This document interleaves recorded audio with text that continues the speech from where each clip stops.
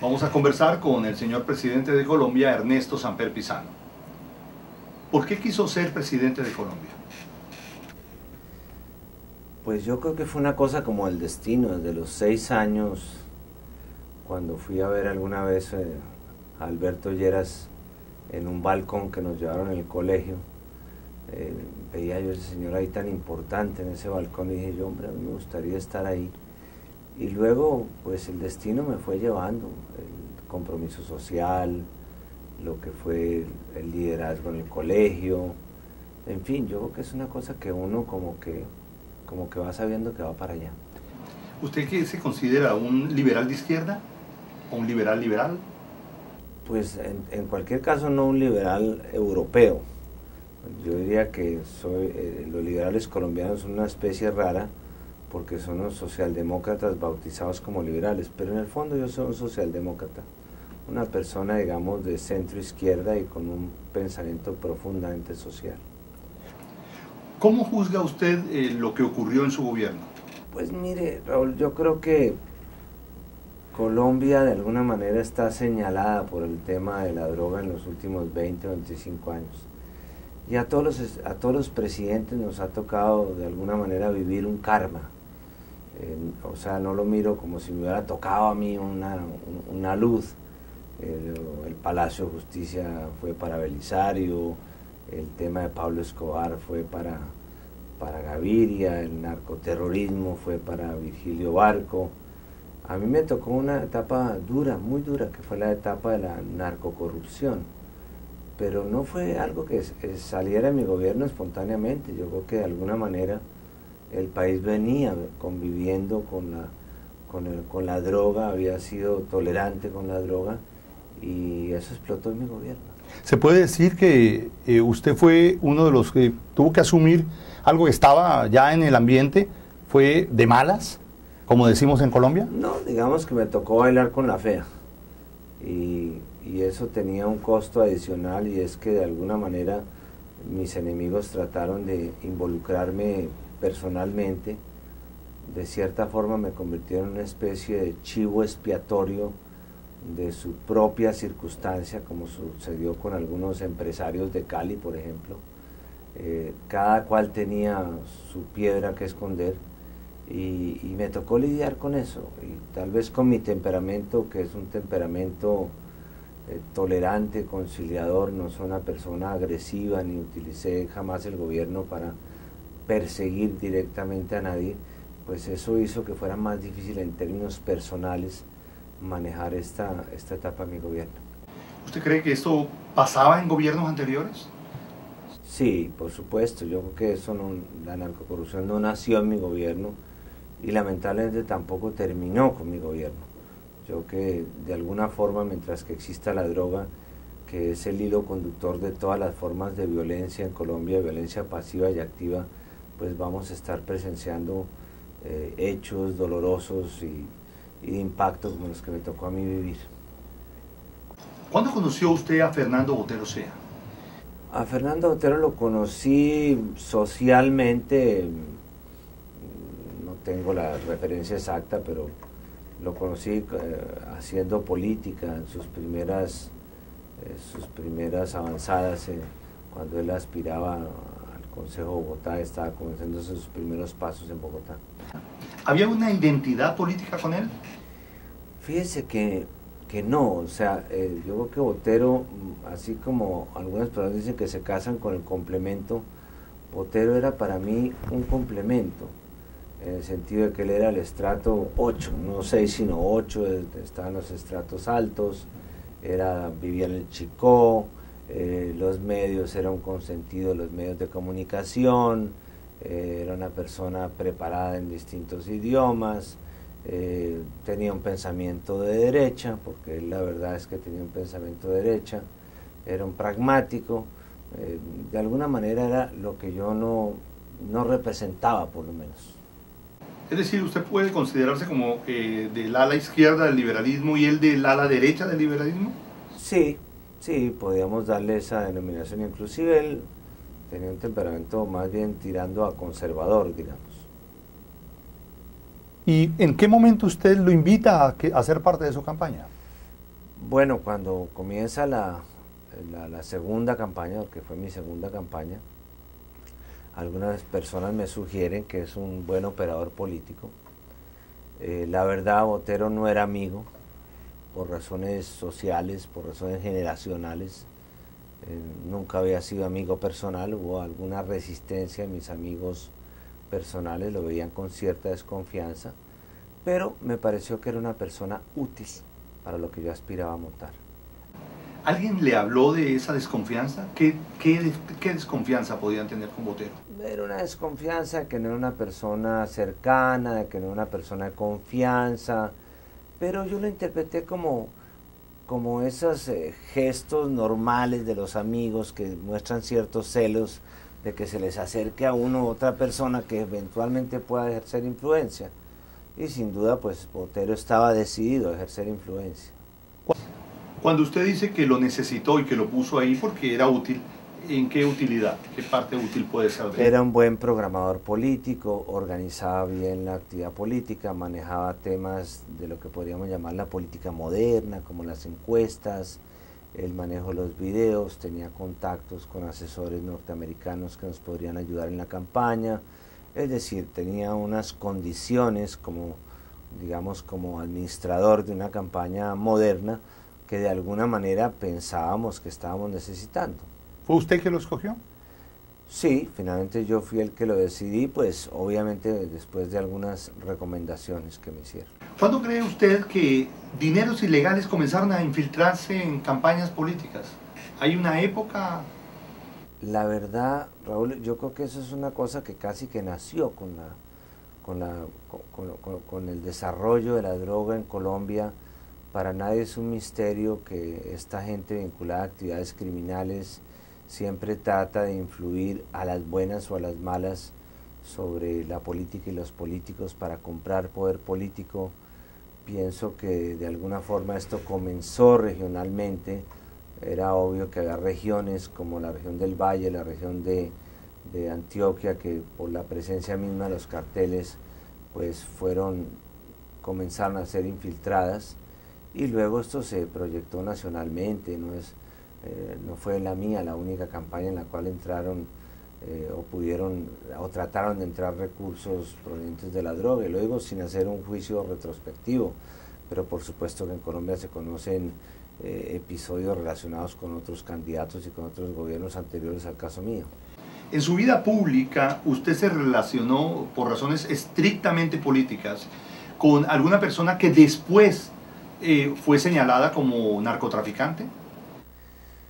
Mire, Raúl, nunca tuve ningún contacto personal con ningún narcotraficante, nunca lo he tenido, excepto en una ocasión que la quiero contar porque creo que para la historia es importante que se sepa, y es la única que yo reconozco como un contacto directo con un narcotraficante.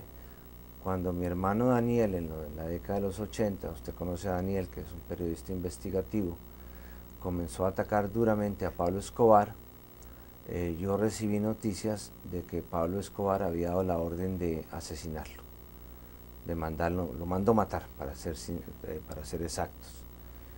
Yo le pedí a un amigo común, que era Alberto Giraldo, un periodista que fungía en todos los círculos sociales, le pedí que averiguara con los Rodríguez Orejuela, con los cuales él tenía alguna relación, si era cierto o no que esa orden existía.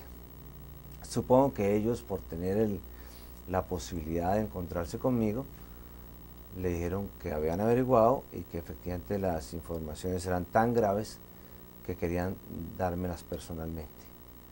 Y me citaron a la cafetería del Virrey en el Hotel Tequendama. Yo asistí a la reunión, efectivamente allí están los hermanos Rodríguez, fue la única vez que los vi en mi vida, y allí ellos me dijeron que efectivamente Pablo Escobar había ordenado asesinar a Daniel y que lo iban a asesinar con arma blanca, o sea con cuchillo, lo iban a acuchillar, para que esto fuera un escarmiento para todos los periodistas que se querían meter con la mafia. A las pocas horas de recibir esta información, Daniel viajó a España, donde permaneció exiliado prácticamente 10 años. Es decir, había una orden directa de Pablo Escobar. De matarlo, sí. Usted, al estar frente a a Miguel y Gilberto Rodríguez Orejuela, ¿qué percibió en ellos? ¿Un interés en usted, en el futuro político suyo? No, la verdad yo en ese momento no era ni siquiera una figura relevante, creo que estaba de concejal de Bogotá. Tenían algún interés en darme directamente la información, supongo que también por atender a la solicitud de Alberto Giraldo, pero digamos que pasó totalmente desapercibido, y en ese momento ni siquiera ellos eran unas figuras tan conocidas. Pero repito, no me arrepiento de haber asistido a esa cita, yo hubiera asistido a cualquier cita con tal de defender la vida de mi hermano. Le agradezco su sinceridad, señor presidente, porque de una manera se aclara un poco algunas circunstancias, pero ellos se interesaron en usted, lo llamaron después o le dijeron a través de Alberto Giraldo que podían ayudarlo en la campaña. No. Nosotros sabíamos, todos en Colombia sabían que ellos eran empresarios. No era realmente que la gente lo señalara directamente como narcotraficante. Muchos sabíamos que eran narcos, pero no era una cosa pública. De acuerdo, pero no, es decir, yo se lo diría, pero la verdad es que nunca volví a tener ni siquiera una solicitud de contacto, ni que me hubieran pedido una cita o que me hubieran hecho una llamada, no, nunca. ¿Cómo eran ellos? Las personas de provincia, un poco campechanos, con un lenguaje campechano, directo, muy bayuno, como usted conoce, el típico bayuno, digamos, de simple. ¿No eran cultos? ¿Caballeros, como dicen las leyendas? Sí, de modales normales, pues, pero la verdad es que fue un encuentro pues relativamente rápido, fue un desayuno y pues esa fue la imagen que me llenó. Yo era pensando en función de obtener la información de lo de Daniel. Señor presidente, ¿usted recuerda la fecha? Caray, tendría que precisarla con mi agenda, pero podemos hacer el esfuerzo. Perfecto. Eso nos va a servir un poco. Precisarla. A finales de 1993, un alto funcionario del gobierno de los Estados Unidos le advirtió a usted y a Fernando Botero de la intención del cartel de Cali de financiar su campaña. Este es el famoso cuento del señor Gelbart. Sí, señor. No, el señor Gelbart, cuando yo fui en mi condición de candidato a Washington a hacer algunas reuniones, me hizo una advertencia de carácter genérico de que había que tener mucho cuidado, que los carteles podían infiltrar la campaña. Yo le expliqué lo que estábamos haciendo para evitar cualquier tipo de filtración, no solamente de dineros ilícitos, sino también de dineros fríos, no solamente dineros calientes, sino también fríos de grandes cantidades. Le dije que íbamos a proclamar un código de ética, que efectivamente se proclamó, que nombraríamos un veedor en la campaña y que estaba advertido de que ese riesgo lo podía correr. Después el señor Gelbart utilizó esta advertencia genérica que se la podían hacer a cualquier candidato en Colombia o en cualquier parte donde existiera el tema de la droga, la utilizó para decir que él me había prevenido de que me iban a infiltrar mi campaña. Si estaba tan bien dateado el señor Gelbart, quiere decir que él de alguna forma tenía conocimiento o inclusive alguna complicidad pasiva con los que iban a tratar de penetrarme en la campaña, porque datos exactos no me dio, ni me dijo lo van a hacer por tal parte, ni lo va a hacer fulano. Él da la idea de que hizo una advertencia de carácter concreto. Falso, él lo que hizo fue una advertencia genérica que yo recibí inclusive de buen grado, porque el más interesado en proteger la campaña era yo mismo. Botero o también utiliza esto ahora y dice que esa fue una advertencia. Él dice que Gelbart hizo eso. Gelbart lo hizo, como le digo, en un sentido absolutamente genérico. Mire, mucho cuidado, porque de golpe esos tipos pueden tratar de meterse a la campaña. Si a mí Gelbart me dice, le van a meter un cheque desde Cali, ojo que están tratando de buscar a fulanito de tal para meterle un dinero, bueno, yo digo, ok, yo tomo las medidas del caso, pero lo que fue una advertencia de carácter absolutamente genérico, que después yo vine a pensar que de alguna forma podía ser una coartada de Gelbart para después utilizar ese episodio y tratar de legitimarme, de debilitarme, de cuestionarme, diciendo que él lo había advertido como si se tratara de una advertencia concreta y específica, que no lo fue. Fernando Botero dice además que ustedes se referían al cartel de Cali como esa gente. Y entonces dice que se comunicaban entre usted y él como esa gente para poder referirse a los Rodríguez Orejuela. Falso, falso, Raúl. Yo nunca hablé con Fernando Botero de nada relacionado con el cartel de Cali, pero absolutamente nada. Lo que pasa es que Botero, que es un mentiroso profesional y sobre todo un mentiroso mediático, lo que trata es de construir grandes mentiras ambientándolas con pequeños detalles. Entonces él trata de construir una situación como si yo en este momento le dijera a usted, cuando estuvimos reunidos con Raúl Benoit en el restaurante tal de Panamá, en tal fecha, en una mesa donde había unos platos rojos y pasaba una señora de amarillo, Benoit me dijo, tenemos que matar a fulano de tal. Y entonces la gente queda convencida que efectivamente se produjo allí un complot de asesinato. Botero es una persona, es un mentiroso patológico. La primera vez que yo tuve alguna noticia de que los carteles hubieran podido penetrar mi campaña fue el día que el ministro de Defensa de la época, que era Rafael Pardo, me llamó. Yo estaba en el aeropuerto, iba para una campaña, estaba en campaña, los últimos días de campaña, y me dijo, le mando unos cassettes muy preocupantes que ha recibido la inteligencia del ejército, se los envío yo con una moto al aeropuerto. Yo los recibí, ni siquiera los abrí, se los mandé a Horacio Serpa y a Fernando Botero. Les dije, ahí van unas cintas que me envió el gobierno, pues miren a ver qué es lo que dicen. ¿Cuántos días antes de la segunda vuelta fue eso? Yo creo que fue horas, casi el día anterior. O 2 días antes. Yo inclusive llamé a Gaviria. Después de que conocí los contenidos, la reacción fue muy curiosa, porque Serpa dijo, esto es un montaje. Ojo que esto es un montaje, esto es para chantajearnos después, esto puede venir de los carteles, en fin, esto es un montaje. Y Botero estaba muy nervioso. Botero estaba muy nervioso, decía, esto es gravísimo, esto puede destrozarnos. Él siempre tenía el cuento de la opinión, la opinión nos puede destrozar si se entera de esto. En fin, estaba muy nervioso. Todo eso lo he recapitulado un poco después, cuando ya devuelvo la película de todo lo que pasó. Yo cuando me enteré de eso pensé que, como estaban de alguna manera señaladas las dos campañas, dije, bueno, esto es un mecanismo de presión, de verdad puede ser algo de intimidación, y llamé a Gaviria, que estaba presidente, y le dije, ¿usted qué opina de esto? Entonces me dijo, no, eso no es para dañar la campaña, eso es para joderlos, comillas, después. O sea, para hacerles daño después, a quien gane, por supuesto. Bueno, yo dejé pasar así, y esa fue la primera vez que yo tuve noticia del tema de que el cartel podría estar infiltrando la campaña. Luego, mal podría haber hablado con Botero antes, si no tuve ninguna noticia de que la campaña podía tener problemas hasta que llegó ese cassette.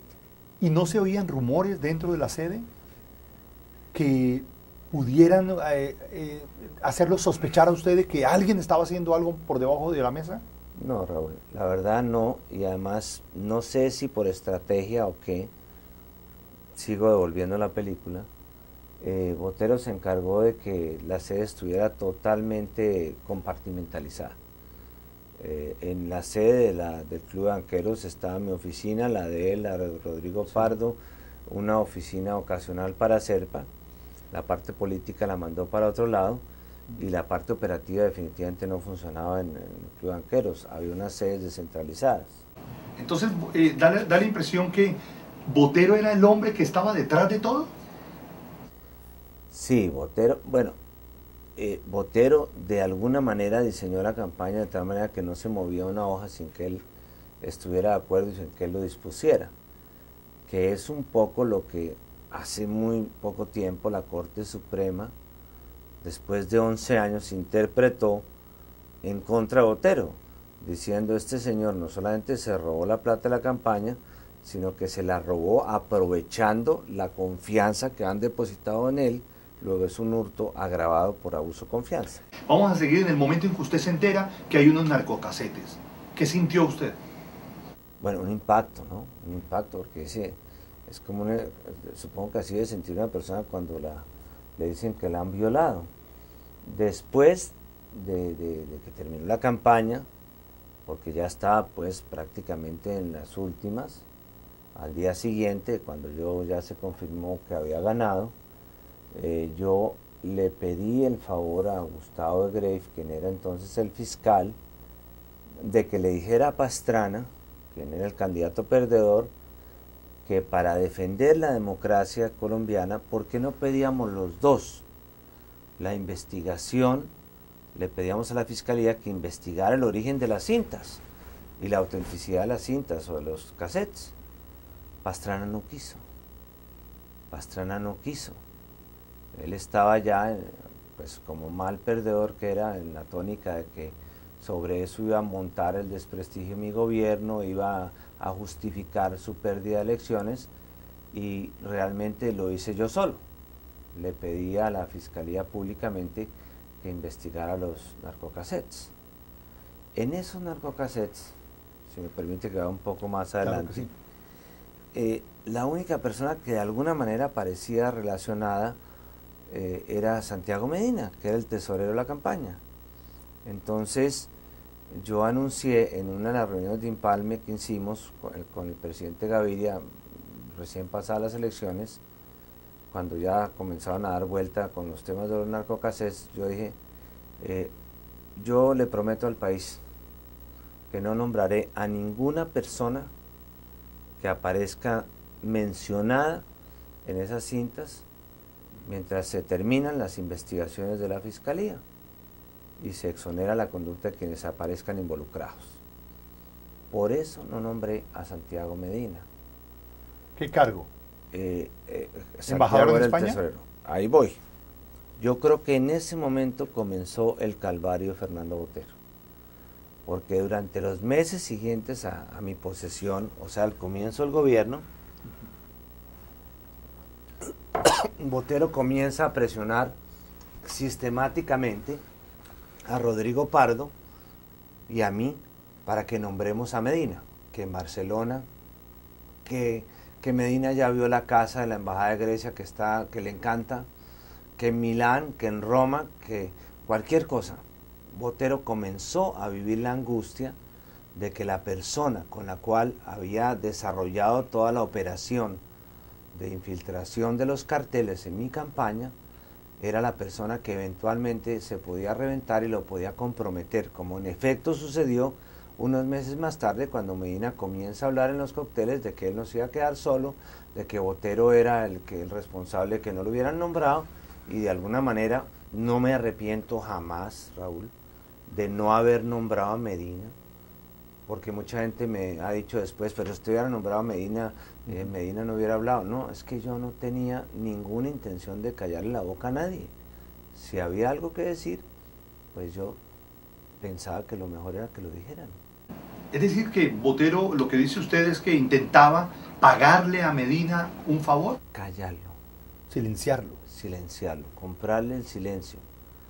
El mismo silencio que trató de obtener, y este es un episodio que no lo he contado públicamente, cuando faltando muy pocas horas para que Medina diera su declaración ante la Fiscalía, creo que era un sábado, yo estaba en Hato Grande, me llamó Botero y me dijo, tengo un problema grave con un preso, hay que trasladarlo de cárcel, quiero pedirle su autorización, es un problema muy grave, no se lo puedo contar por teléfono. Le dije, llama al ministro de Justicia, que es el que se encarga de los presos. Y él llamó a Néstor Humberto Martínez, que era el ministro de Justicia, y le dio la misma versión, una versión más confusa quizás. Posteriormente, nos vinimos a dar cuenta que el preso que él había trasladado en el avión del Ministerio de Defensa, que era su avión como ministro, era el señor Víctor Patiño Fomeque, que era el famoso alacrán, no sé si usted se recuerda. El químico. Víctor Patiño era el químico. Víctor Patiño, en todo caso, lo había trasladado a la cárcel donde estaba Medina para que lo convenciera. Eso podemos aclararlo después, lo de si es el químico o el alacrán. Bueno, son dos personajes diferentes. En todo caso era Víctor Patiño. Entonces el químico. Que era amigo de Medina y lo trasladó él a la cárcel para que convenciera a Medina que no hablara. Devuelvo la película, estoy devolviendo la película y es donde me comienzo a dar cuenta, ahora después de mucho tiempo, que Botero lo que hizo durante las primeras etapas de mi gobierno fue simple y sencillamente tratar de utilizar de alguna manera su cargo de ministro de Defensa para mejorar o de alguna manera encubrir las relaciones que él había tenido realmente con el narcotráfico para la financiación de mi campaña, entre comillas, porque como quedó demostrado, lo que hizo fue meter dinero sucio de los carteles y sacar la plata limpia. ¿Usted cree, señor presidente, que Botero siempre tuvo vínculos con el cartel de Cali o con algunos narcotraficantes? Hombre, no lo sé, yo quisiera pensar que no.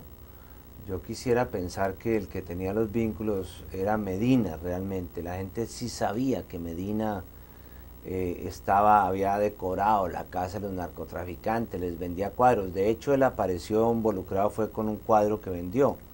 Eso fue el argumento que utilizó la fiscalía. No me consta que Botero tuviera esas relaciones anteriores con el narcotráfico. Lo que sí ya no tengo ninguna duda es que lamentablemente cualquiera fuera la forma con la cual se contactó con ellos, pues estableció unas relaciones que le costaron su carrera. ¿Y usted no cree, señor presidente, que ese era el temor que tenían sus amigos cercanos cuando le advirtieron que no era de fiar? No, sinceramente no, Raúl. Mire, ¿quién iba a pensar que el hijo del maestro Botero, que vivía en un apartamento lleno de lujo, lleno de comodidades, que no tenía nada que pedirle a la vida, el nieto de Germán Sea, ¿quién iba a pensar en ese momento, en la campaña, que esa persona hubiera podido desarrollar una actividad criminal como la que desarrolló por simple ambición personal? Es más, ¿quién iba a pensar cuando terminó el primer semestre de mi gobierno, cuando terminó el año anterior al año 90 de la elección del 94, el año anterior al 94, Botero me dijo: la campaña está en crisis, las encuestas van mal, yo le voy a proponer una transacción. A usted no le gusta el publicista, a mí no me gustaba el publicista que teníamos porque me estaba prácticamente desnaturalizando. Yo era una especie de robot, un astronauta que repetía cosas como un candidato gringo de sitio en sitio, estaba totalmente destrozado, me había quitado hasta el sentido del humor. Yo le quito el publicista y usted me quita a Mónica de Greif, que es la tesorera, y pone un tipo de mi confianza. Le dije: ¿quién es ese tipo? Me dijo: Santiago Medina. Le dije: Santiago Medina. Le dije: ¿ese no trabajó con Galán? Me dijo: sí, fue tesorero de Galán. Me dijo: y además fue tesorero del Partido Liberal. Bueno, él era un vendedor de arte, un anticuario. Y dije: bueno, si esa es la persona con la cual usted cree que podemos financiar la campaña, perfecto. Y él fue el que llevó a Medina y lo reemplazó por Mónica de Greif, que era la persona que yo había nombrado. Entonces, para volver a su pregunta, no había desconfianza en Botero porque dijeran: ese tiene vínculos con el cartel de Cali. Por supuesto que no. Había desconfianza porque no era una persona cercana, se sabía que ya entonces era una persona ambiciosa, que era una persona que podía tener y desarrollar una agenda propia. O sea, había una desconfianza, unos celos naturales. Sobre la versión de quién nombró a Santiago Medina o quién sugirió nombrar a Santiago Medina, Botero me dijo hace 2 años que había sido su propia esposa, que era amiga de él y que ella le sugirió a usted poner a Medina, y que habían sacado a Mónica de Greif por 2 razones. Primero, porque tenía usted una relación con ella, una relación sentimental, ¿no? Y segundo, porque ella era muy desorganizada y que botaba los cheques, que se le perdieron 3 cheques, uno de Luis Carlos Sarmiento y otro de Julio Mario Santo Domingo y otra persona que no recuerdo ahora. Es que se la perdieron un cheque de Luis Carlos Sarmiento, de Julio Mario Santo Domingo. Botero dice que a Mónica de Greif se le perdió el cheque. Relación con Jackie, ninguna. Le pregunto, entonces vamos a hacer las preguntas en orden. Primero, ¿fue Jackie su esposa, su señora esposa, fue ella quien le sugirió a usted que Santiago Medina fuera el tesorero? Absolutamente falso. Yo creo que ni siquiera tenía ningún conocimiento de Medina. No, esos son los chismes de peluquería de Botero para confundir. A Santiago Medina lo impuso él en el mes de noviembre del año de 1993. Estábamos en crisis, acababa yo de llegar de México, la campaña estaba de para atrás en las encuestas, y él se presentó a mi oficina y me dijo: yo no sigo trabajando con Mónica de Greiff, necesito nombrar a Santiago Medina, ese es mi candidato. Eso sí, póngale la firma, bro. Además, imagínense si él se iba a dejar imponer un candidato a tesorero de Yaqui, independientemente que el tesorero tuviera buenas o malas amistades, si él era el rey del manejo de la tesorería. Segundo, que Mónica era desordenada, como puede ser cualquier señora, pero eso no era en ese momento un impedimento para que Mónica ejerciera una tarea que para mí era importante, que era darle credibilidad a la gente de que el tesorero era una persona absolutamente honesta y transparente. Pero las insinuaciones de Botero dicen que fue Yaqui o su esposa la que le insinuó eso, de poner a Santiago de Medina para sacar del camino a Mónica, que tenía relaciones con usted íntimas. Jamás he tenido ninguna relación sentimental con Mónica y no tengo ningún problema en decirlo. Tengo una gran amistad con ella, pero es una afirmación de Botero que oigo por primera vez y que dice muy poco de lo que es él, como caballero y como persona que respete a los otros seres humanos. Jamás tuve una relación con Mónica. Independientemente de que hubiera cualquier relación, Mónica era una persona exministra de Justicia, había empezado las extradiciones con Barco, su padre era el fiscal en ese momento, era decir, una persona absolutamente incólume. Le voy a decir algo más claro. Si yo hubiera mantenido a Mónica de Greiff, no hubiera tenido todas las dificultades que tuve, porque yo pienso que ya en ese momento lo que Botero estaba pensando en armar era esta maquinación criminal para vender la campaña. Pero esta maquinación criminal de Botero, ¿qué intereses tenía?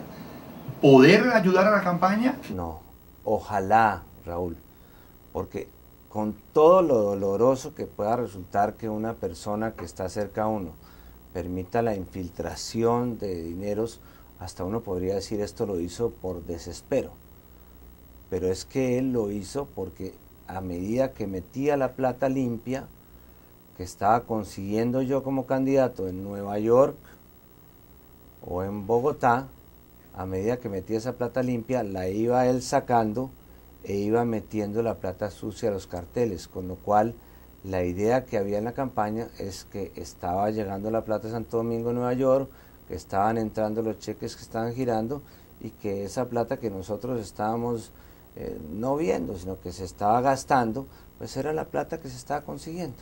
Pero hay una diferencia de cifras muy grande. Se supone que el cartel de Cali aportó $6 millones. Buena pregunta. Esa cifra se inventó Gelbart. Y usted sabe que el método estalinista para convertir una cifra en un símbolo es ese. Y él comenzó a repetir que 6 millones, que 6 millones. Nunca nadie pudo saber cuánto costó la campaña. Si no sabían cuánto costaba la campaña, ¿qué podían saber que había dado el cartel? Esa fue una cifra que se inventó Gelbart, en la cual metió a Valdivieso, que es uno de los personajes más siniestros en toda esta historia, porque Valdivieso actuó como un fiscal corrupto, no porque se hubiera robado plata, sino porque él estableció un sistema de justicia selectiva. Él cogía a mis enemigos y los iba metiendo para reforzar su idea, y finalmente, ¿en qué terminó? Terminó de aliado de Andrés Pastrana en la campaña, que era mi contraparte, una cosa absolutamente inmoral, pero hago ese paréntesis y quiero volver sobre él. Entonces nunca nadie probó la cifra de los 6 millones, fue una invención de Gelbart que repitió Fletcher, sobre la cual se casó Valdivieso, y sobre eso montaron un mito los 6 millones. Pudieron ser más, pudieron ser menos, yo no estoy diciendo que tengan la cifra exacta. Lo que quiero decirle es que nadie nunca supo cuánto era el valor efectivamente de la campaña. ¿Cómo no se puede saber el valor de una campaña, señor presidente? Porque finalmente los gastos no se pueden prever. Nadie podía saber que ellos habían dado 6 millones antes, que era el supuesto que ellos tenían, que como los topes eran de tanto, si nos habíamos volado los topes en tanto, esa era la plata que habían dado el cartero, una operación demasiado elemental, ¿me explico? Sí, señor, entonces pudo haber sido más. ¿O pudo haber sido menos? O menos. Nadie sabe cuánto fue, porque los tipos lo que dijeron es, bueno, entonces lo que valía lo que ellos gastaban en la campaña de Estado autorizado era tanto. Ellos disfrazaron todo para que lo que pasara de esos topes no se supiera cuánto valía para esconderlo. Eso pudo ser 6 millones, luego eso fue lo que dieron los carteles. Absolutamente gratuita la afirmación, absolutamente gratuita. Cuando ya el Consejo de Estado tumba los topes, se les caen los 6 millones, porque ¿de dónde se iban a agarrar para justificar los 6 millones? ¿Y cuánto pudo haber escondido Fernando Botero? Esa es una muy buena pregunta. Yo no quiero hacer juicios temerarios como los que hace él. Pero mire, en las cuentas de Botero en Nueva York, por lo menos se pudieron haber desviado de 2 a 3 millones de dólares. Si quiere ahora hablamos de las cuentas, o hablamos ya, no sé. Y en lo que le probó la Fiscalía de Colombia, después de una cantidad de vueltas judiciales, es que aquí se supo que has tomado dinero de la campaña por lo menos por $1 millón para comprar una finca y unos predios inmobiliarios en la sabana de Bogotá, pero pudo ser mucho más. ¿Qué fue lo que sucedió? Botero dice que al terminar la primera vuelta estábamos desesperados porque no teníamos dinero y que entonces le vendimos el alma al diablo, que yo resolví venderle el alma al diablo. Falso, Raúl. Al día siguiente de ganar la primera vuelta, nos reunimos con Botero en el apartamento de Augusto López, quien era el representante del Grupo Santo Domingo, y le dije, para ganar esta segunda vuelta necesitamos, ¿cuánto, Botero? Él dijo, 2.800, 3.000 millones de pesos. Y Augusto dijo, déjeme yo a llamar a Julio Mario. Lo llamó delante mío. Dijo, aquí estoy con el candidato, ya no era presidente todavía. Y él dice que necesitan 2.800 o 3.000 millones de pesos para la segunda vuelta. ¿Usted qué dice? Pásemelo, dijo él. Pasé yo y me dijo, cuente con el dinero que necesita para la segunda vuelta. En ese momento Augusto le dijo a Botero, entiéndase con Quintero, que era el vicepresidente financiero, y quedamos absolutamente realizados. Bueno, ahí vamos a ese día. Eso fue el lunes 30 de mayo de 1994, ¿cierto? Entonces, dice Botero que ese día, al día siguiente de la primera vuelta electoral, le preguntó cómo estaban las finanzas de la campaña, usted a él, que si había suficiente dinero para proseguir. Y usted le responde a Botero, él habla de 700 millones que faltan. ¿Ese era el valor realmente? ¿700 millones? No era. Es decir, lo que costaba la segunda vuelta, en ese momento eran como 2.000 y pico millones de pesos. Bueno, Botero dice que le faltaba, que había un sobregiro de 700 millones. No lo sé, seguramente. Y que él se lo dice a usted. Y entonces, en esa reunión, cuando están conversando, le dice usted a Botero que no te preocupes tanto por el dinero, que hay ya conversaciones andando. ¿Es cierto? ¿Pudo haber ocurrido una conversación de ese tipo? Seguramente. Ahora, si había esas conversaciones, por lo que le acabo de referir, porque es que el problema de los testimonios de Botero es que no hay ningún testigo que los pueda confirmar, fíjese y verá que... Pero, señor presidente, tampoco usted tiene un testigo que pueda confirmarlo, claro, porque sí. Eran ustedes dos. No, que pueda confirmar que la campaña quedó totalmente financiada por una gestión que yo hice en la cual participó Botero, sí. Augusto López, Julio Mario Santo Domingo, o sea, no hubo problemas de dinero. Usted me está diciendo que el lunes 30 de mayo de 1994, sí, al día siguiente de la primera vuelta, usted conversó con Julio Mario Santo Domingo, sí, y Augusto López estaba presente. Cierto, no, conversé por teléfono. Con Augusto. No, Santo Domingo estaba en Nueva York. Sí. Yo estaba en la casa de Augusto López almorzando con Augusto López, con él, con Botero, tal vez con Quintero, que era el vicepresidente financiero de Bavaria. Y ahí fue donde se hizo el ofrecimiento, si Botero estaba. Entonces, cuando usted le dice a Botero, ya hay conversaciones andando. Si le dije eso, que yo ya a Botero no se le puede creer nada, seguramente me estaba refiriendo a que yo ya había hablado con Augusto, habíamos quedado a almorzar para conseguir el dinero. Botero dice que ni Julio Mario Santo Domingo ni Luis Carlos Sarmiento Angulo, que ninguno quería ya aportar dinero a la campaña porque tenían miedo por el pasado, el supuesto pasado que usted tenía de relaciones con el narcotráfico. Por Dios, Raúl, es una afirmación totalmente gratuita que la puedes virtuar fácilmente comprobando cuánto dieron Santo Domingo y Luis Carlos Sarmiento, que además es mi amigo personal, a la campaña. Dice también Botero que usted le dijo la siguiente frase, que tuve una conversación con Mestre y no te preocupes por el tema financiero. Totalmente falso. Con Mestre nunca hablé temas financieros. Mestre de alguna manera ayudó en la campaña en el tema político porque era una persona cercana a Rodolfo González, que era un grupo que había sido desafecto a mí en Santander. De todas maneras Serpa era el rival de ellos en Santander. Él cumplió una función estrictamente política.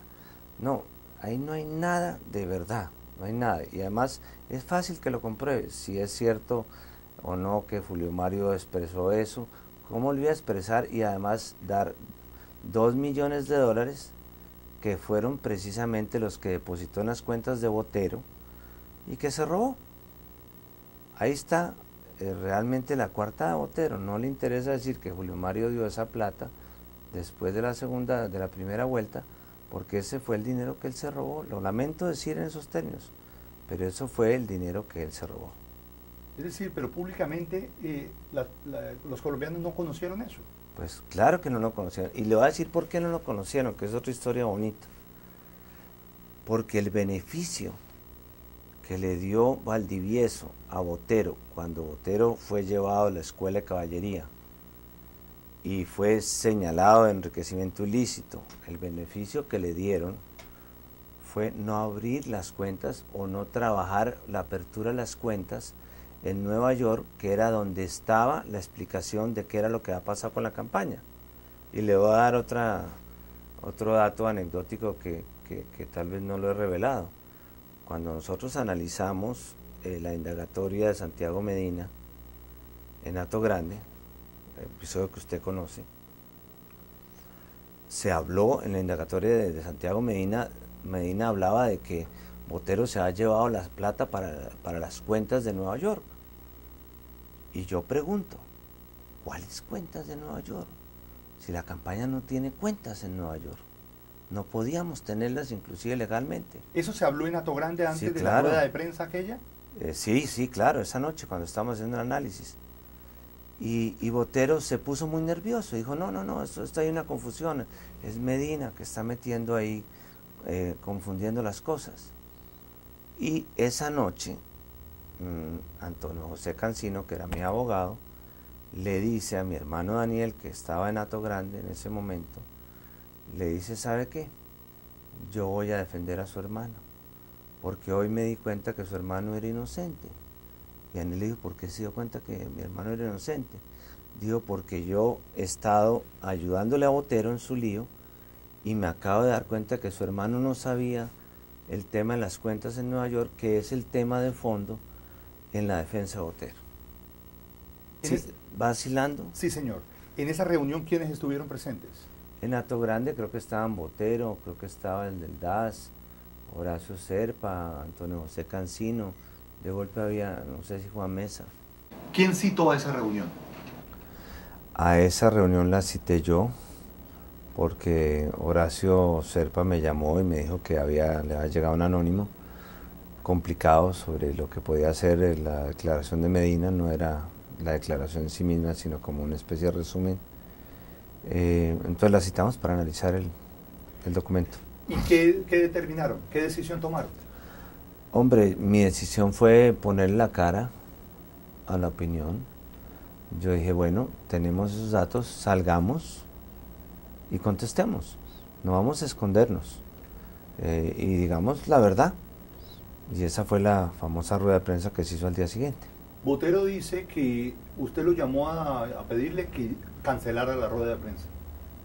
No es cierto, no es cierto. Si el que citaba las ruedas de prensa era él.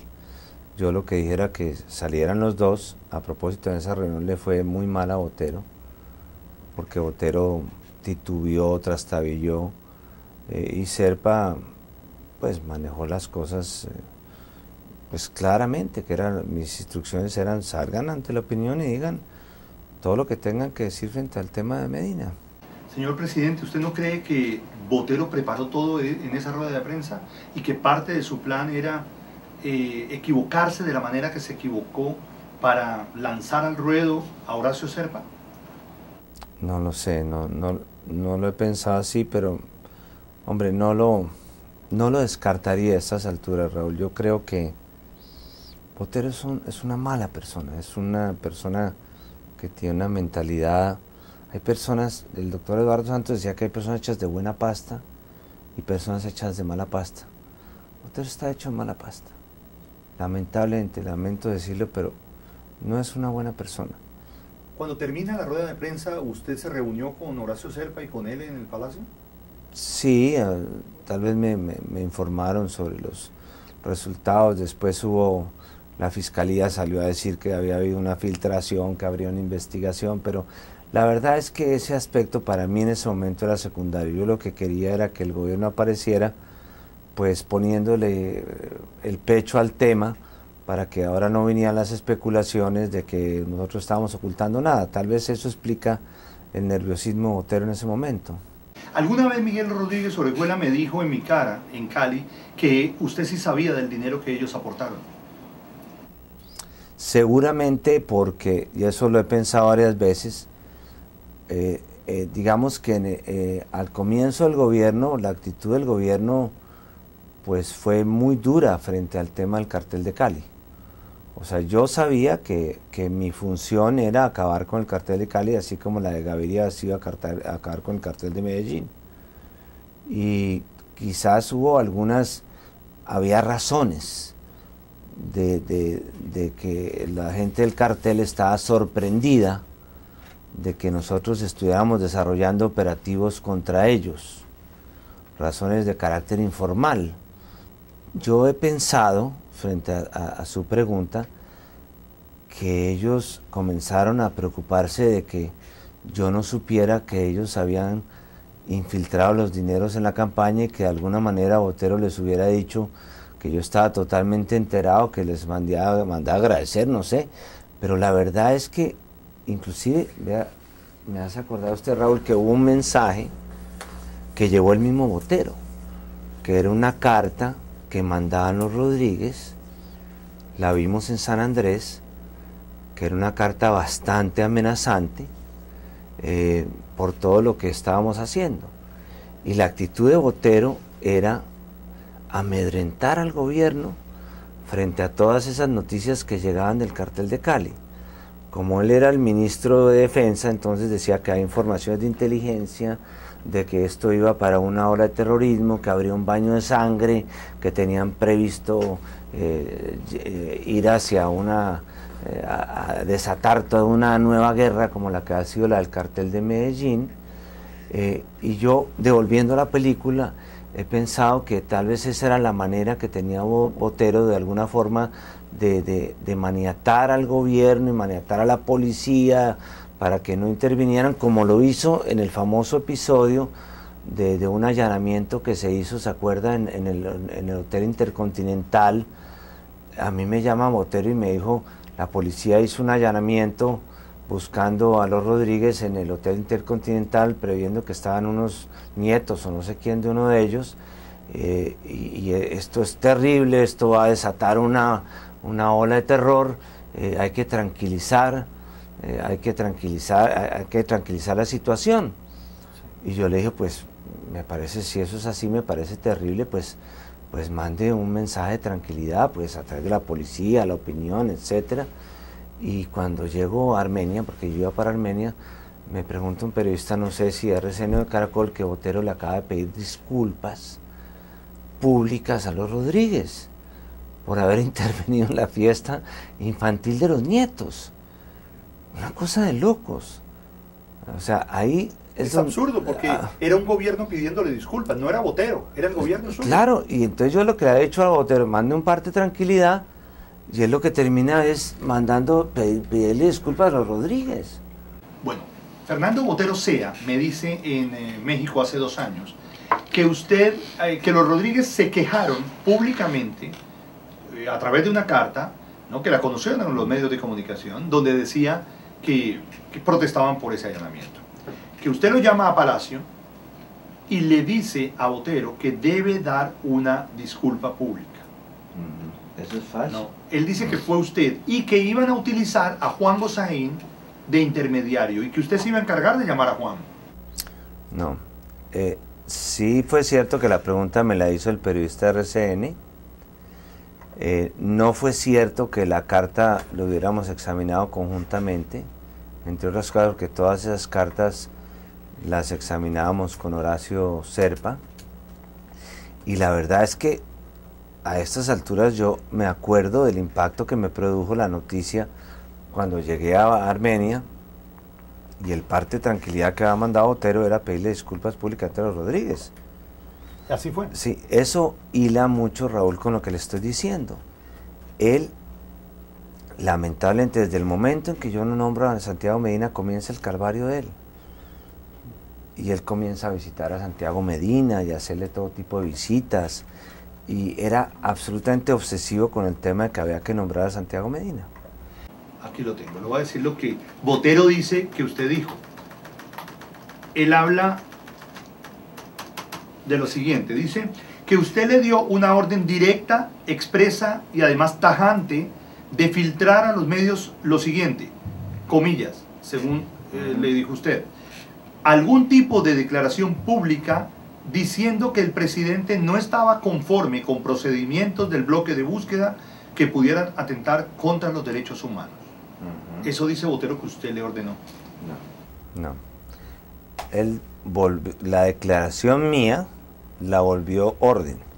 Lo que yo dije cuando me enteré del tema, de que Botero había pedido disculpas, dije, hombre, la información que yo recibí es que se ha puesto en peligro la vida de unos niños y nosotros no hacemos allanamientos en los cuales se arriesgue la vida de los niños. Algo parecido. Eso fue lo que usted le dijo a él. No, lo que yo le contesté a RCN. Ah, RCN. Sí, claro. Es que, repito la historia. Sí, por favor. Botero me dice, los Rodríguez están muy molestos porque un allanamiento en el cual están los nietos, esto va para una guerra, esto va, la amenaza del terrorismo, etcétera. Entonces yo digo, hombre, mande un parte de tranquilidad, diga que no hay, la intención no es pues matar niños. Yo no soy tan exacto, Botero. Lo que realmente condena a Botero es que sea tan exacto en las frases, porque yo nunca lo vi con una grabadora, todo es un libreto que él ha construido para defenderse, porque lo curioso de Botero es que él todas las derrotas judiciales las compensa con victorias mediáticas. Entonces, cuando yo llego a, creo que era Armenia, y un periodista de RCN tal vez me dice, el ministro acaba de pedir disculpas a los Rodríguez, yo digo, hombre, lo que pasa es que este gobierno nunca hará allanamientos en los cuales arriesgue la vida de los niños. Eso es quizás digamos, la verdad sobre la versión. Pero suena un poco como que hubo un acuerdo, señor presidente. Suena como que y suena como que usted estaba enviando un mensaje a los Rodríguez. No. Si el mensaje a los Rodríguez, si la forma de tranquilizar a los Rodríguez era aceptar que en un operativo militar, como me había informado el ministro, se pusieran en peligro la vida de niños, así fueran los nietos de los Rodríguez, acepto que había un acuerdo. Pero no iba yo a aceptar que en un allanamiento se pusiera la vida en peligro de niños, fueran o no nietos de los Rodríguez. Lo que realmente tenemos diferencia con Botero es que cuando yo le digo que mande un parte de tranquilidad diciendo que los allanamientos no son para perseguir a los niños, él lo que le pide es disculpas a los Rodríguez. Eso es lo que él aportó de su cosecha. Lo que él estaba pensando es, los Rodríguez me van a coger, van a delatarme, luego yo le voy a pedir disculpas. Lo que yo le dije es, nosotros no hacemos allanamientos en los cuales se ponga en peligro la vida de los niños. ¿Usted le hizo algún reclamo a Fernando Botero Sea por haber manipulado esa situación? Por supuesto. Es decir, después de esta, digamos, declaración de él, yo le dije, hombre, esto no es este el tema que hemos hablado. El parte de tranquilidad no era para los Rodríguez, el parte de tranquilidad era para la opinión de que nosotros no hacíamos allanamientos contra los niños. ¿Qué le respondió Botero? No, la verdad, Raúl, yo no quiero caer en el tema Botero de ponerle una frase entre comillas, pero por supuesto él entendió que yo no estaba conforme con el mensaje que había mandado. Fernando Botero dice que usted tenía reuniones privadas con él en el vehículo, que era en el único momento en que podía usted atenderlo. Jamás.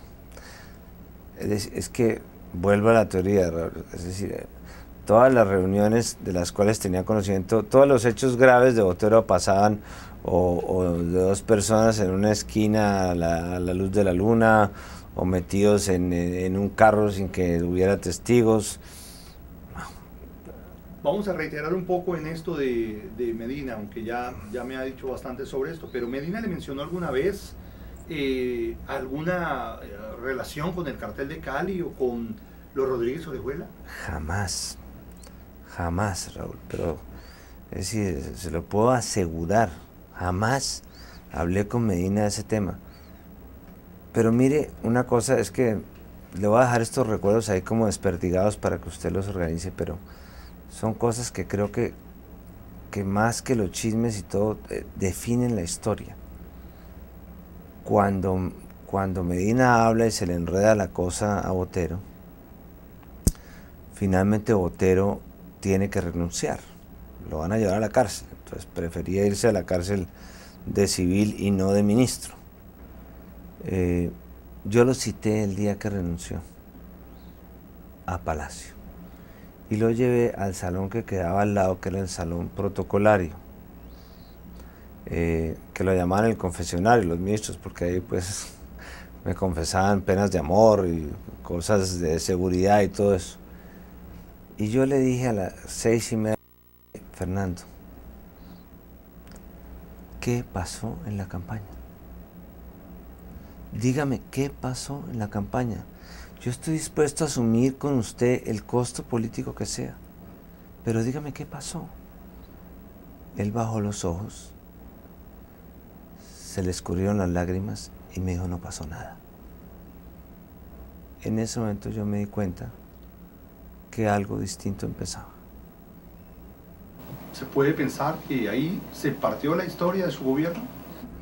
Yo creo que en ese momento, de alguna manera, yo comencé a pensar lo que no había pensado hasta entonces. Tampoco lo acabé de pensar definitivamente hasta que Botero habló.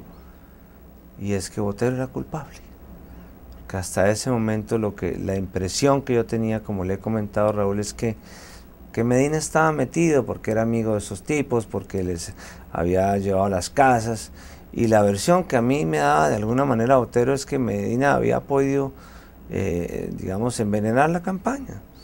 Pero en ese momento yo de alguna forma comencé a pensar que Botero podía ser culpable. Después Botero salió de una versión defendiendo mi inocencia y estuvo muy gallardo y en la comisión de acusaciones. Luego viene el proceso en el cual él contrata una firma de asesores para comprometerme. El día que Botero me comprometió, ese día, yo llamé a Palacio a las 11 de la noche a mi hermano Juan Francisco, que es, digamos, el hermano que le tengo más confianza, inclusive más que Daniel, porque es ese hermano que comparte uno cuarto toda la vida. y le dije, estamos en cero, porque no tenemos ni idea de qué pasó en la campaña.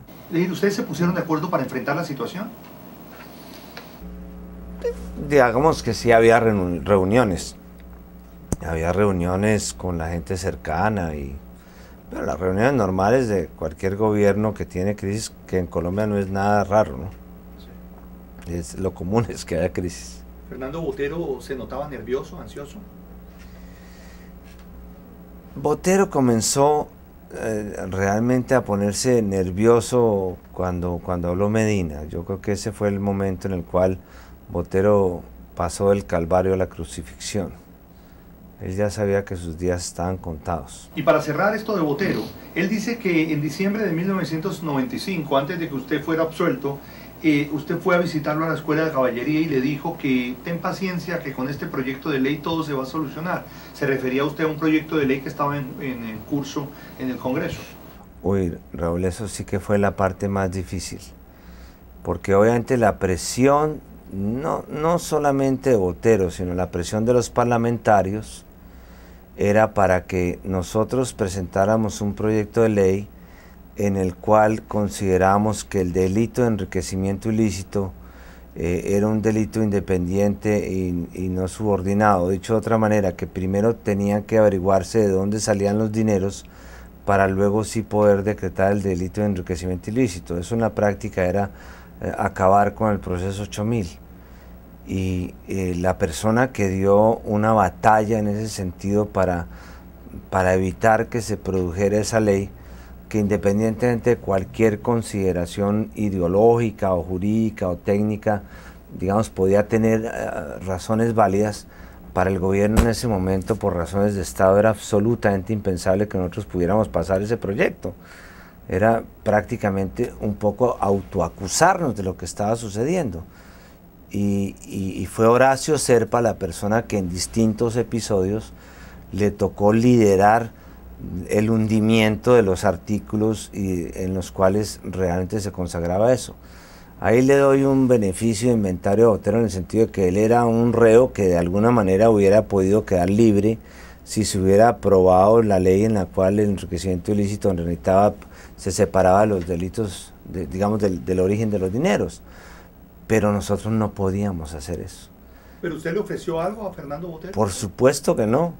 Si es que el problema fue ese, que fuimos a decirle que ese tema no se podía sacar adelante. Obviamente, con toda la consideración del caso, porque no era fácil decírselo a él ni a ninguno.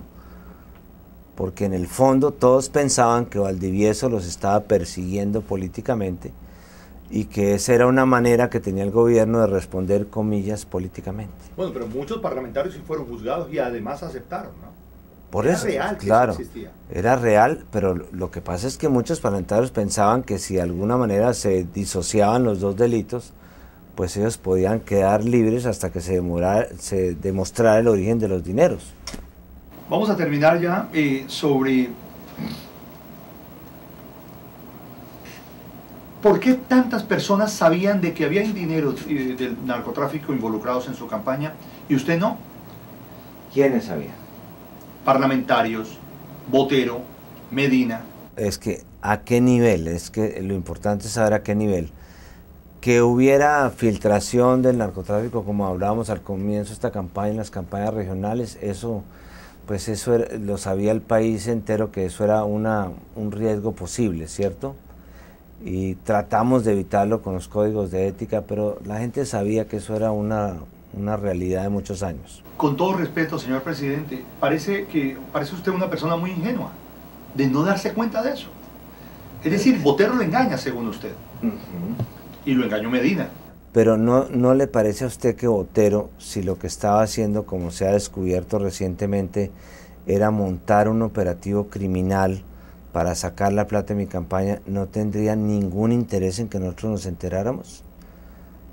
No tenía ningún interés. Es que lo que realmente cierra este capítulo en la decisión de la Corte es que queda claramente demostrado que Botero utilizó la campaña para lavar los dineros del narcotráfico, metiendo subrepticiamente los dineros que nosotros pensábamos que eran los dineros de los cheques que estaban llegando desde Nueva York y sacándolos para sus inversiones personales. Además, ¿qué candidato iba a ir a verificar a dónde estaban distribuyendo el dinero, quién estaba entrando la plata? Yo hice lo que me tocaba como candidato, que fue conseguir la financiación de la campaña. Y pido excusas, digamos, públicamente tengo que pedir excusas de haber escogido a Botero, que no era en esa época una persona que apareciera como deshonesta, como ladrón, como con malos vínculos o antecedentes. Precisamente un hombre tan rico y de una posición social muy alta, ¿para qué iba a robarse ese dinero? Esa es la pregunta que tendrá que hacerse él mismo. Lo cierto es que se lo robó, Raúl, y eso no lo digo yo, sino lo dice la justicia colombiana. Ahora, ambición, Botero ya tenía pensado, por lo que se sabe con sus círculos de amigos, ya tenía en marcha una asociación para ser el presidente en el 2000, en 1998, cuando yo dejara la presidencia. Él pensaba dejar esos fondos para financiar su candidatura presidencial en 4 años. Todas esas hipótesis son válidas. ¿Qué errores cometió usted en el proceso? Mire, mi mayor error, Raúl, es mi mayor virtud, para unos y para otros, que es la confianza. Yo soy una persona confiada, yo confío en la gente. Yo trabajo con gente honrada, yo creo que la gente actúa como actúo yo, de manera transparente, clara. Nunca me he entendido, digamos, con los temas económicos, ni siquiera en la casa. No lo hice tampoco en la campaña, quizás he debido ser más previsivo en verificar las personas que controlaban o que ejercían los controles. Pero confié en que esta era una persona que venía de una familia honrada, que era una persona que tenía unos antecedentes limpios y creí que él iba a manejar impecablemente la campaña. ¿Usted no cree que fue mal asesorado, especialmente al comienzo del escándalo? ¿En qué debió sentido? ser más claro, decirle al país si hubo dineros.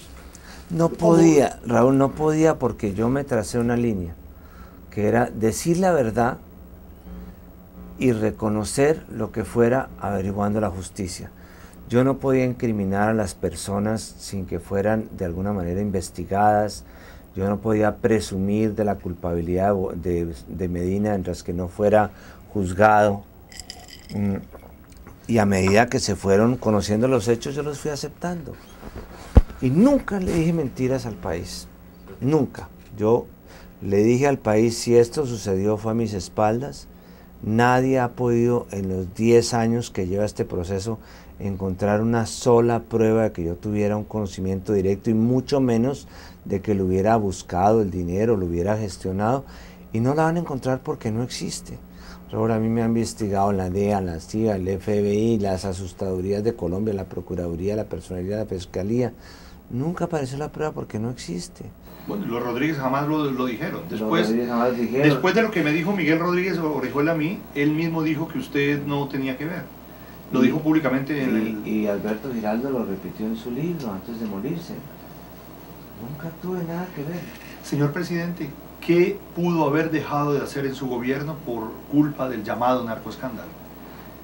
Pues digamos que la situación me la pusieron un poquito complicada, pero yo siempre, como le he comentado, yo dije, si yo dejo que este problema me acabe con la gente de gobierno, acabo con el gobierno.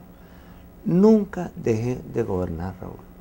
Siempre presidí mis consejos de ministros, mis compes, saqué mi plan del salto social, visité las provincias, me defendí dentro de las instituciones, jamás, como usted lo sabe, perseguí a un periodista, a un enemigo, le quité la posibilidad de criticarme, inclusive algunas personas me decían que se me fue la mano, no me arrepiento, lo manejé de una manera absolutamente tolerante, y eso es lo que a mi juicio en la historia me va a permitir defenderme. Pero en la opinión pública hay una percepción de que en su gobierno no se hizo mucho. ¿Por qué cree que ocurre esto?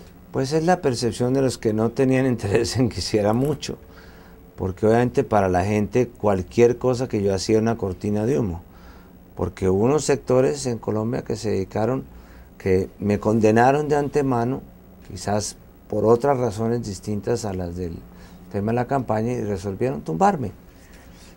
Y muchos periodistas, y lo digo con todo el respeto por esos periodistas, se jugaron a la carta de que yo era culpable antes de que los jueces siquiera investigaran, y cometieron el gran error ético de su carrera, que fue convertir la información y convertir su opinión en un instrumento de lucha. Perdieron toda objetividad, prácticamente hicieron alianza explícita o implícita con los conspiradores ya, digamos, de facto, y eso a mi juicio es lo que no han tenido el valor de reconocer, y es que se equivocaron. ¿Usted cree que hubo una conspiración contra usted? Por supuesto que hubo una conspiración, y una conspiración de las más graves que se ha vivido en el país en muchos años. Ahí estaban conspirando fuerzas externas, personajes lamentables de los Estados Unidos, algunos sectores de los militares retirados, personas de derecha. Hubo una conspiración. El que piense que mi gobierno nunca una conspiración es porque estaba metido en la conspiración. Usted me hablaba de 3 niveles. Hábleme un poco de eso. Los niveles de la conspiración eran los conspiradores de cóctel, que eran personas de la alta sociedad bogotana, periodistas, etcétera, que como todas las personas en Bogotá hablan mal del gobierno. Inofensivos. Inofensivos, aunque hirientes, digamos. Luego estaban los conspiradores, digamos, políticos o ideológicos, que eran los que estaban construyendo un proyecto de gobierno distinto, tenían una alternativa para reemplazar mi gobierno, inclusive llegaron a tener decretos para cerrar la Corte, cerrar el Congreso, para cambiar toda la estructura política. Y luego estaban los conspiradores de sangre, que eran los que estaban dispuestos a matar para tumbarme.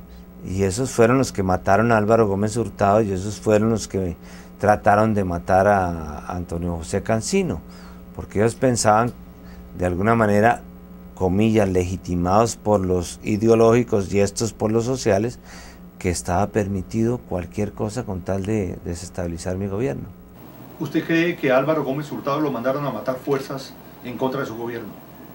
No me cabe ninguna duda, y creo que lamentablemente la investigación de Álvaro Gómez Hurtado la torcieron esas mismas personas y no debió llegar, no ha llegado lamentablemente a donde ha debido llegar. ¿Cómo cree usted que va a quedar el nombre suyo en la historia de Colombia? Ya quisiera yo saberlo, pero yo espero, Raúl, que quede como una persona que dije siempre la verdad y que tuvo un gran compromiso con la gente. Ese sería como mi epitafio en la tumba, aunque otros me ponen el título de mi libro. Aquí estoy y aquí me quedo. ¿En algún momento usted estuvo a punto de renunciar? En una oportunidad sí. En una oportunidad sí, cuando vi que el tema estaba afectando a mi familia, una vez que encontré a mi hijo menor que estaba escondido debajo de la almohada porque no quería ver más noticieros ni más ofensas personales. En ese momento yo dije, no vale la pena arriesgar la familia por esto. ¿Es cierto que usted alguna vez estuvo a punto de suicidarse? Sí, pero no por el proceso, sino por dignidad. Y es que después del episodio que metieron droga en el avión y que Gelbar había jurado que él me iba a detener en Nueva York porque yo había osado ir a Nueva York sin tener visa para asistir a la Asamblea de Naciones Unidas, yo tomé la determinación de ir, y como estaba esa amenaza pendiente, pues me llevé una pastilla de cianuro que me ha preparado un amigo médico, que tuve siempre en el bolsillo del pantalón por si llegaba a suceder cualquier episodio en que trataran de comprometerme. ¿Abrigó miedo alguna vez? Pues el que no tenga miedo es un cobarde en Colombia. Yo, claro que miedo siempre tuvimos. ¿Se sintió solo? El poder es el ejercicio lamentable de decisiones importantes en solitario. ¿Cómo afectó eso su hogar? Pues es una cosa agridulce, porque de una parte marcó mucho a mis hijos, pero de otra parte también nos unió como familia. ¿Y ha cambiado la relación? No, tengo una excelente relación con mis hijos, y es lo que más aprecio en este momento y lo que no estaría dispuesto a sacrificar por nada en el mundo, empezando por una reelección. ¿Usted está dispuesto a volver al poder? Por estas razones, no. Me gustaría hipotéticamente, por terminar lo que hice socialmente, por terminar el CISBEN, por seguir trabajando por la red de solidaridad, pero eso es una fantasía romántica. Pero dejemos la fantasía romántica. Quizás llegue el momento en que Colombia va a necesitar de alguien como usted. ¿Usted estaría dispuesto a ir al poder? Creo que se demorará mucho tiempo antes de que el costo de volver a ser presidente compense los costos personales de serlo. ¿Qué lecciones le dejó esto a usted? Unas lecciones terribles sobre la condición humana, sobre las personas, sobre los costos de confiar en las personas, pero también sobre el aprecio y el valor de las personas solidarias en los momentos definitivos.